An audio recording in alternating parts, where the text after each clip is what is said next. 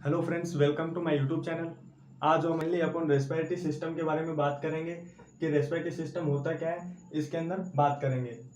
Respiratory system क्या होता है? Respiratory system is a process in which oxygen is taken in and CO2 means carbon dioxide is expel out outside the body and this metabolic reaction या फिर metabolic process need energy which is provided through the oxygen and the waste product of this metabolic reaction is carbon dioxide.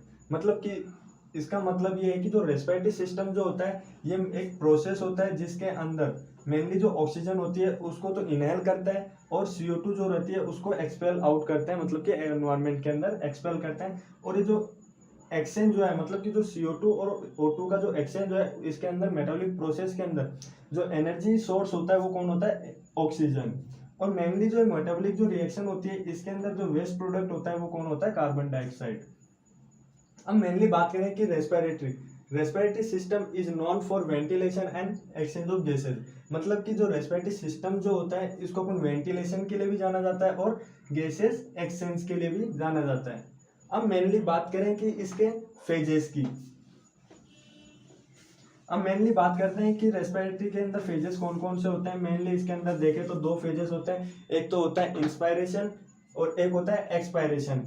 अब mainly बात करें कि inspiration क्या होता है। Inspiration का मतलब ये होता है कि ऑक्सीजन को इनहेल करना, मतलब कि जो ऑक्सीजन होती है ऑक्सीजन इनहेल। अब मेनली बात करें कि जब ऑक्सीजन इनहेल कर रहे हैं तो ये मेनली कैसा प्रोसेस होता है? ये एक्टिव प्रोसेस, एक्टिव प्रोसेस। और मेनली बात करें कि जो इंस्पायरेशन जब करते हैं अपन उसका टाइम ड्यूरेशन कितना होता है? 3 सेकेंड का। कितना होता है? 3 सेकेंड। अब मेनली बात करें एक्सपायरेशन। अब एक्सपायरेशन जो होता है ये सेकेंड फेज होता है रेस्पिरेशन का। अब इसके अंदर बात करें एक्सपायरेशन मतलब कि एक्सपेल करना, मतलब कि जो कार्बन डाइऑक्साइड होता है, कार्बन डाइऑक्साइड, इसको क्या करना है? Expel out, expel out into atmosphere.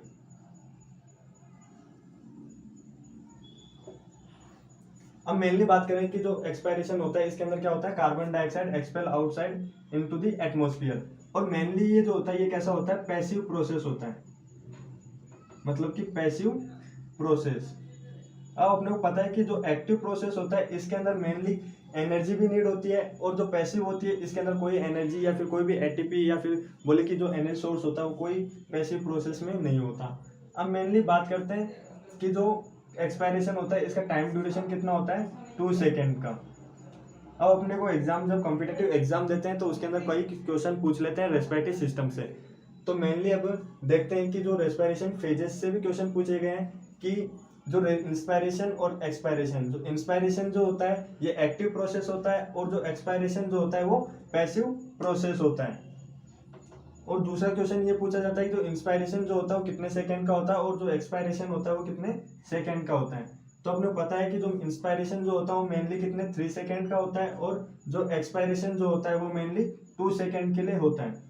अब मेनली बात करें कि जो इंस्पायरेशन होता है इसके अंदर एनर्जी का सोर्स जो होता है वो नीड होता है और जो इसके अंदर एक्सपायरेशन के अंदर कोई भी एनर्जी का सोर्स नहीं होता।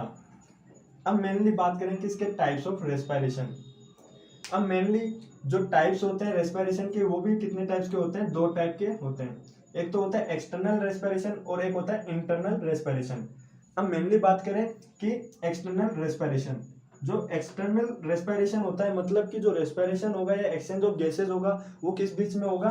अपने एक तो लंग्स, एक्सटर्नल, एक्सटर्नल का मतलब है कि एटमॉस्फेयर, एटमॉस्फेयर एंड लंग्स।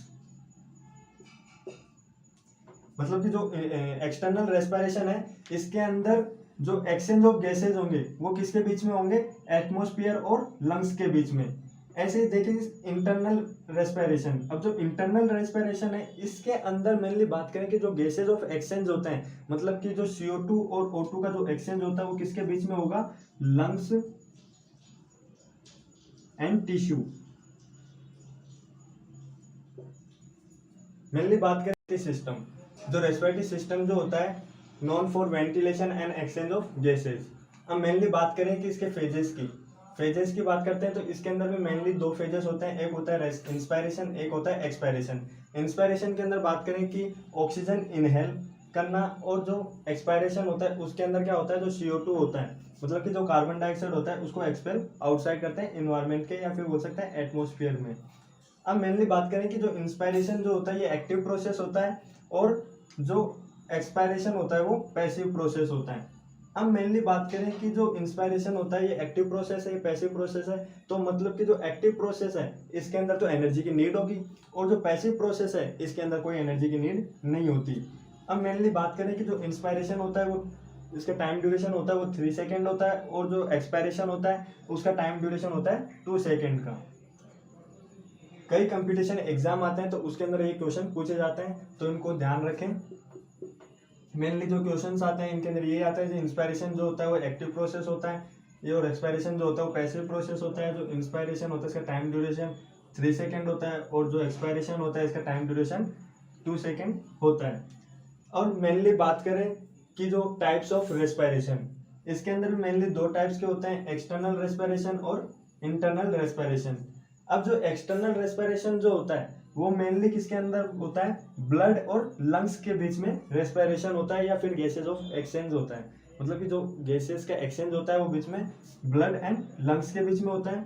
और जो इंटरनल रेस्पायरेशन होता है इसके अंदर जो गैसेस का एक्सचेंज होता है, मतलब कि ऑक्सीजन और CO2 का जो एक्सचेंज होता है वो किसके बीच में होता है, ब्लड एंड टिश्यू के बीच में, O2 एंड CO2 का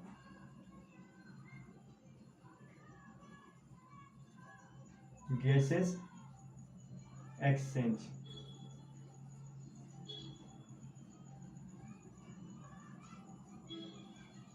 अब मेनली बात करते हैं कि जो रेस्पिरेटरी सिस्टम के अंदर इसका एक रेस्पिरेशन का फ्लो चार्ट के अंदर देखेंगे कि रेस्पिरेशन की जब अपन इंस्पायरेशन करते हैं तो अपना जो एयर होता है वो कहाँ से कहाँ तक जाता है उसका अपने फ्लो डायग्राम में देखेंगे।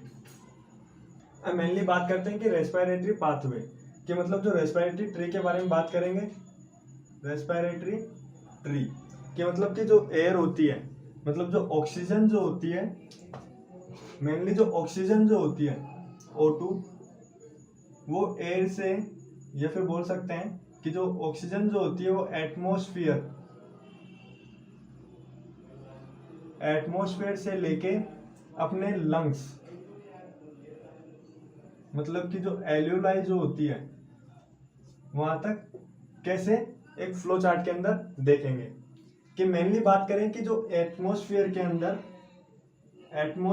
अंदर जो एयर होती है वो सबसे पहले अपने कहाँ जाएगी, सबसे पहले नोज के अंदर जाएगी, उसके बाद में फेरेंक्स के पास जाएगी, और उसके बाद ट्रेकिया, फिर जाएगी अपनी प्राइमरी ब्रोंकस, फिर सेकेंडरी ब्रोंकस, फिर टर्सरी ब्रोंकस, फिर जाएगी ब्रोंक्यूल्स, और ब्रोंक्यूल से जाएगी ब्रोंकाई, और ब्रोंकाई से एल्यूलाई डक्ट, और एल्यूलाई डक्ट से एल्यूलाई सैक, और फिर अपने एल्यूलाई मतलब लंग्स। ये एक अपना रेस्पिरेशन का पाथवे है कि मतलब कि जो ऑक्सीजन जो होती है एटमॉस्फेयर से लेके, मतलब कि जो एक्सटर्नल सराउंडिंग है वहां से लेके अपने लंग्स तक कैसे पहुंचती है। तो सबसे पहले एयर, फिर nose, pharynx, trachea, primary bronchiole, secondary bronchus, tertiary bronchus, bronchioles, bronchi, alveoli duct, alveoli sac और लंग्स।